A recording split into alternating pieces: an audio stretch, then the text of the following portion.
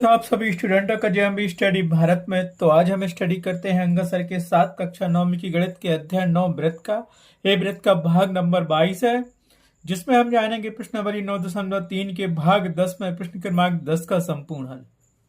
इससे पहले यदि आपने हमारे चैनल जेएमबी स्टडी भारत को सब्सक्राइब नहीं किया है तो सब्सक्राइब कीजिए, ताकि इसी प्रकार की वीडियो आपको सबसे पहले मिल सके। देखते हैं अब प्रश्न नंबर 10 क्या कहता है। यदि किसी त्रिभुज की दो भुजाओं को व्यास मानकर वृत्त खींचे जाए तो सिद्ध कीजिए कि इन वृत्तों का प्रतिच्छेद बिंदु तीसरी भुजा पर स्थित है। तो सिद्ध हमें क्या करना है, वो कह रहा है कि एक त्रिभुज की दो भुजाओं को व्यास मानकर वृत्त खींचे जाए तो सिद्ध कीजिए कि इन वृत्तों का प्रतिच्छेद बिंदु तीसरी भुजा पर स्थित होगा। कौन सी तीसरी भुजा? त्रिभुज की तीसरी भुजा पर। तो क्वेश्चन तो आपने देख लिया है। अब हम देखते हैं क्या करना है। या तो पहले दो वृत्त बना लो या फिर दो व्यास बनाओ। तो दोनों ही नहीं बन सकते हैं तो एक काम करो, एक त्रिभुज बनाओ। पटली की सहायता से एक साइज का ही त्रिभुज बनाओ जिनके दो व्यास मतलब दो रेखाएं या तीनों भुजाएं एक समान हो। ठीक है। और उन दो भुजाओं को वृत्त का दो त्रिभुजों का व्यास बना लो। तो सबसे पहले हम एक त्रिभुज की रचना करते हैं, फिर उस त्रिभुज की दो भुजाओं को व्यास मानकर उसका वृत्त का निर्माण करेंगे। ठीक है। तो देखो, जैसे ये त्रिभुज बना लिया और हमने नाम दे दिया A B D, A B C भी दे सकते हो। तो ये त्रिभुज बन गया, तो इसकी चाहे ए भुजा ले लो व्यास के रूप में, या ये भुजा ये ले लो, या फिर ए भुजा ले लो। तो मान लो कि पहले त्रिभुज की ये भुजा व्यास है, तो यहां से एक त्रिभुज हम बनाएंगे। इन तीनों क्या करना चाहिए, वो त्रिभुज है जो इन तीनों से होके जाना चाहिए, वृत्त है जो इन तीनों भुजाओं से होके जा रहा है। ठीक है। तो पहले त्रिभुज की रचना करनी है, और त्रिभुज की रचना करने के बाद या फिर तुम क्या करना कि दो वृत्तों की रचना कर लो। एक चीटिंग प्रकार की होती है कि दो वृत्तों की रचना कर लो। ठीक है। और उसके व्यास को, जो व्यास होते हैं वो क्या होते हैं, वृत्त के मध्य बिंदु से होके जाते हैं। ठीक है। ठीक है। तो हमें क्या सिद्ध करना था, यदि किसी त्रिभुज की दो भुजाओं को व्यास मानकर वृत्त खींचा जाए तो सिद्ध कीजिए कि इन वृत्तों का प्रतिच्छेद बिंदु तीसरी भुजा पर स्थित होगा। तो मान लो कि हमने यहाँ दो वृत्त खींचे हैं, बिल्कुल ऐसे खींचे हैं। देखो, एक खींच लिया और एक खींच लिया। या तो पहले त्रिभुज बना लो, व्यास बनाकर त्रिभुज बना लो, या फिर दो वृत्त खींच लो और उनके मध्य बिंदुओं से होकर ऐसे दो व्यास बनाओ कि वो इन वृत्त के प्रतिच्छेद बिंदुओं से होकर जाए। ठीक है। तो दो व्यास ले लेते हैं ऐसे, एक व्यास ले लेंगे ऐसा, एक व्यास ले लेंगे ऐसा, फिर इन दोनों को मिला देंगे। ठीक है। आ गया समझ में? तो यहां से एक वृत्त ये बना लिया, एक वृत्त ये बना लिया। अब इस बिंदु से लेके एक क्या खींचो, इसका व्यास खींचो पहले वृत्त का। ठीक है। या पहले अगर व्यास खींचते तो फिर वृत्त बनाते, फिर दूसरा व्यास खींचते फिर वृत्त बनाते, फिर इन दोनों व्यासों को मिला देते। तो हमारे पास ये प्रतिच्छेद बिंदु है ना, जो दो वृत्तों का हिस्सा होके पता नहीं तीसरी रेखा जाती कि नहीं जाती। तो हमने क्या किया, पहले एक वृत्त एक खींच लिया, इसका बिंदु ए दिया मूल बिंदु, और ऐसे सेम डिस्टेंस के लेकर एक वृत्त एक खींच लिया, उसका मूल बिंदु ये माना।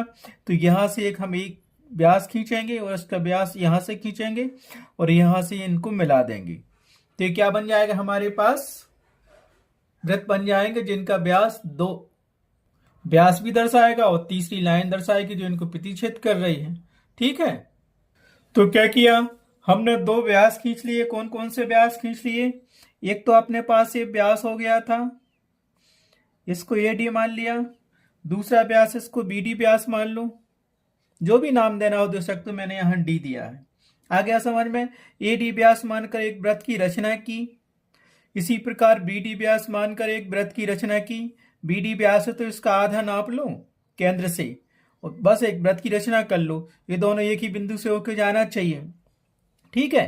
फिर उसके बाद जो प्रतिच्छेद बिंदु बनता है इन दोनों वृत्तों का, ऊपर का तो ये है, नीचे का जो बनेगा उसको नाम दे दो कोई भी, तो सी नाम दे देते हैं, सी नाम दिया इस बिंदु को, और इसको ए और बी बिंदु को मिला दिया। तो ए और बी बिंदु कहाँ, बिंदु सी से होके जा रहे हैं, उस बिंदु सी क्या है, दोनों वृत्तों का एक दूसरा प्रतिच्छेद बिंदु है।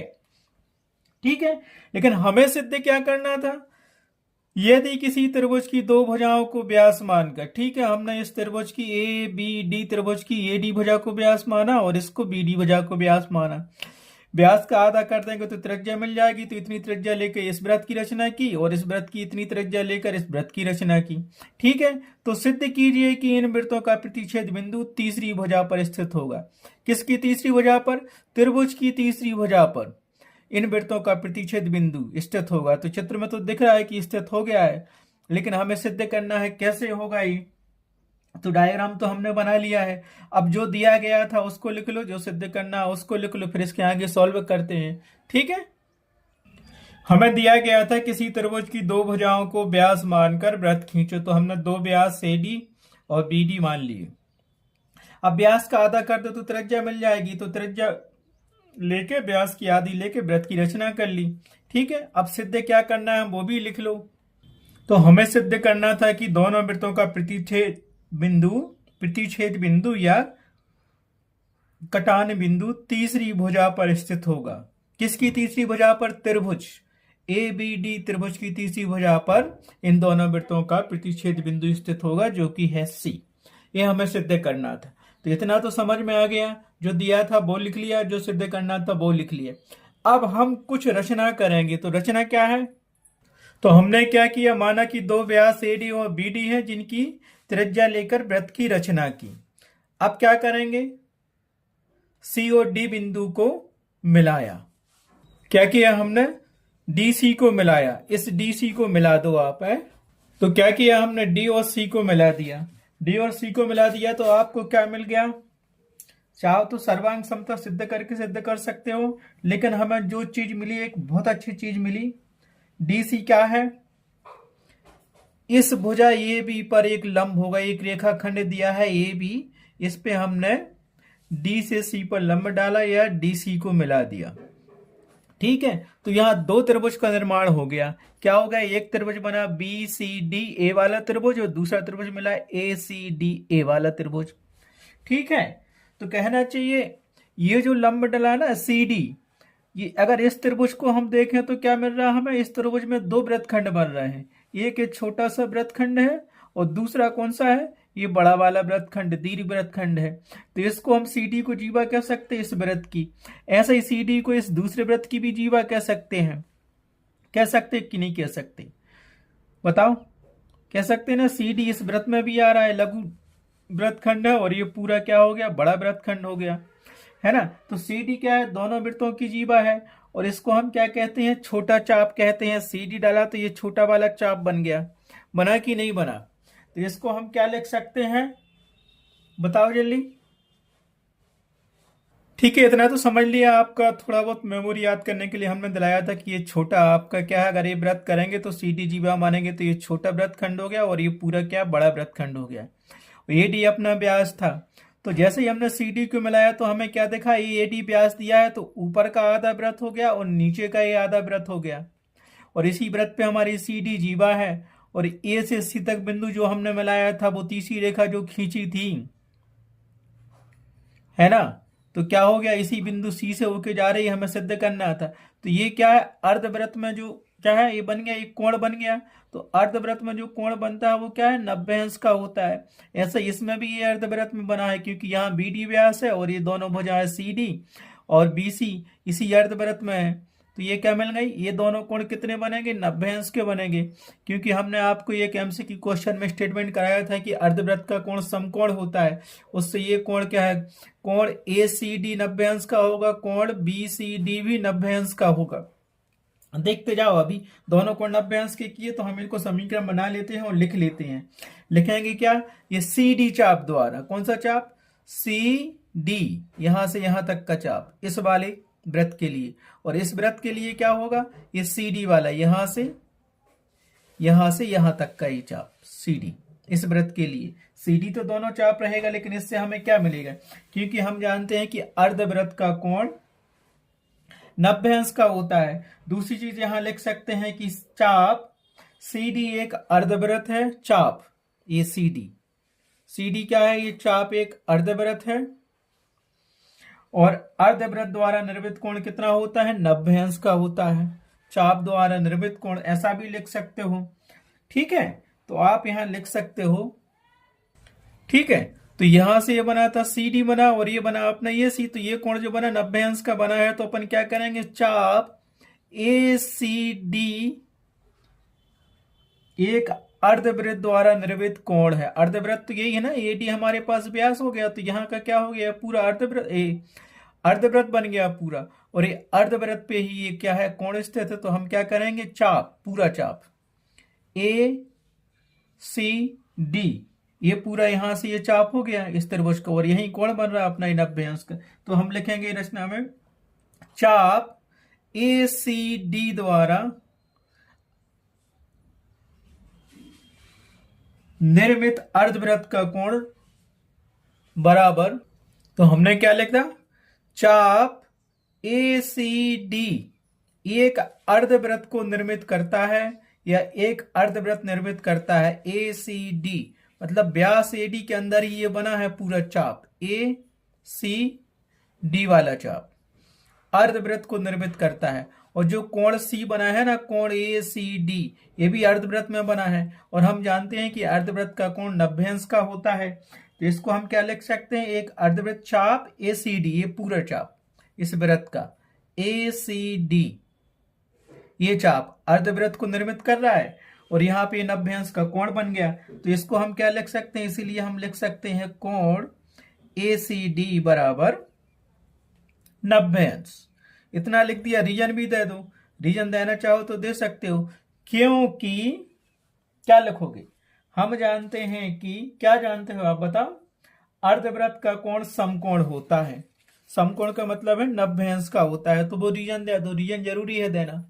आ गया समझ में? क्योंकि अर्धवृत्त का कोण समकोण होता है, ये हम जानते हैं। समकोण का मतलब है 90 अंश का। और इसको हमने दे दिया क्या? समीकरण नंबर 1 दे दिया इसको। इसी प्रकार हम लिख देंगे कि चाप BCD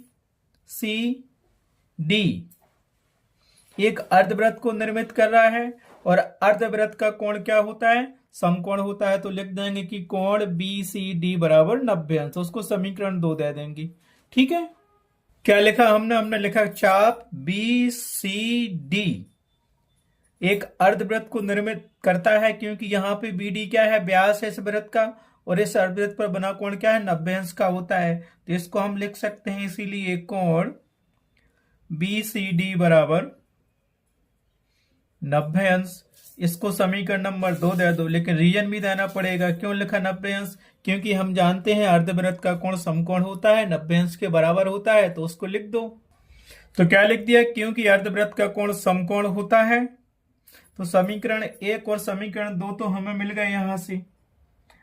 ठीक है, देखो कोण ACD 90 अंश और कोण BCD कितना मिल गया? ये भी 90 अंश मिल गया। अगर ये पूरा कोण अगर हम यहां से लेके यहां तक का कोण करें तो कितना मिलेगा? पूरा 180 अंश मिलेगा। तो हमें क्या करना पड़ेगा? कोण पूरे कोण को क्या करना पड़ेगा? कोण ACB बराबर मिलेगा कोण ACD और प्लस कोण BCD, इन दोनों को जोड़ दो। ठीक है, तो हमें मिल जाएगा ये क्या? कोण ACD मिल जाएगा। उसको लिख सकते हैं या समीकरण 1 और 2 को जोड़ने पर ऐसा भी लिख सकते हो आप। ठीक है, लिख दिया समीकरण 1 और 2 बन गए दोनों। अब लिख दो नाउ, मतलब अब। देखते जाओ, कुछ नहीं करना, सिंपल क्वेश्चन हल हो गया। अब समीकरण 1 बा समीकरण 2 को जोड़ने पर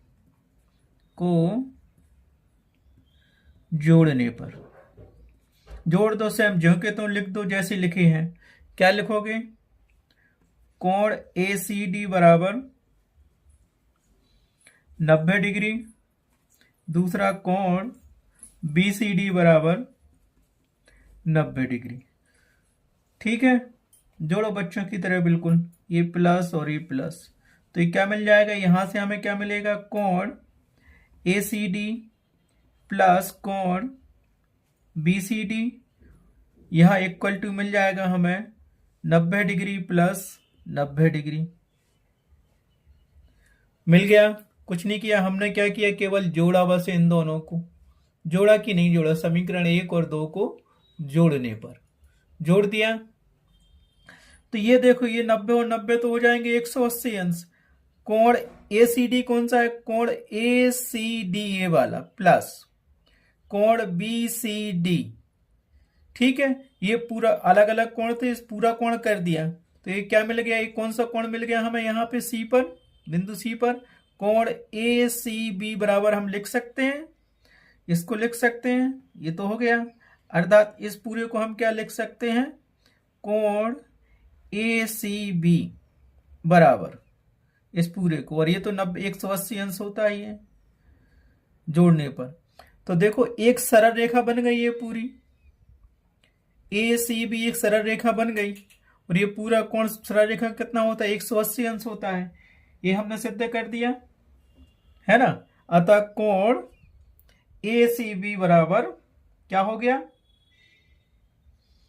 100, क्या मिल गया बताओ हमें, 80 अंश मिल गया हमें। कोण ACB 180 अंश का मिल गया। इससे क्या सिद्ध हो गया, ये तभी संभव होगा, कब संभव होगा, जब ACB एक सरल रेखा हो, क्योंकि एक सरल रेखा का कोण कितना होता है, जो 3 बिंदु से होकर जा रही है 180 अंश होता है। तो क्या लिख दो, यह तभी संभव होगा, या जो कि तभी संभव होगा जब ACB एक सरल रेखा हो। ठीक है, 180 अंश तो आ गया, लेकिन ये 180 अंश कब होगा, रीजन देना पड़ेगा, क्योंकि कोण ACB 180 अंश आया है, और यह तभी संभव होगा जब ACB एक सरल रेखा हो, ACB एक सरल रेखा हो, क्योंकि एक सरल रेखा का कोण कितना होता है, 180 अंश का होता है।